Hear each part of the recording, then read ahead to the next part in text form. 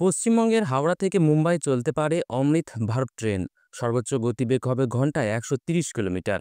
রীতিমতো কম খরচে সাধারণ এক্সপ্রেস ট্রেনের তুলনায় সেরা অভিজ্ঞতা অর্জন করবেন যাত্রীরা।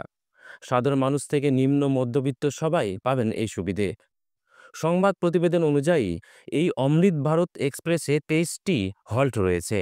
Howrah, Kharagpur, Tatanagar, Chakradharpur, Rourkela, Jharsuguda, Raigad, Bilaspur, Raipur, Durg, Rajnandgaon, Gondia, Bhandara road, Nagpur, Wardha junction, Badnera, Akola, Shegaon, Malkapur, Bhusawal, Jalgaon, Nashik road, Kalyan এবং দাদর সেন্ট্রাল হল্ট হিসেবে কাজ করবে। হাওড়া থেকে যাত্রা শুরু করে নাগপুর, ওয়ার্ধা জংশন হয়ে পৌঁছাবে মুম্বাইয়ের ছত্রপতি শিবাজি মহারাজ টার্মিনাসে। মোট ১৯৬৮ কিলোমিটার পথ পেরোতে সময় লাগবে মাত্র ৩১ ঘন্টা। নিশ্চিত করে টিকিটের দাম বলতে না পারলেও এটা বলা যায় যে এই ট্রেনে থাকবে স্লিপার এবং জেনারেল ক্লাসের কোচ। হাওড়া থেকে মুম্বাই পর্যন্ত স্লিপার ক্লাসে ভ্রমণে খরচ পড়বে মাত্র ৮০০ টাকা।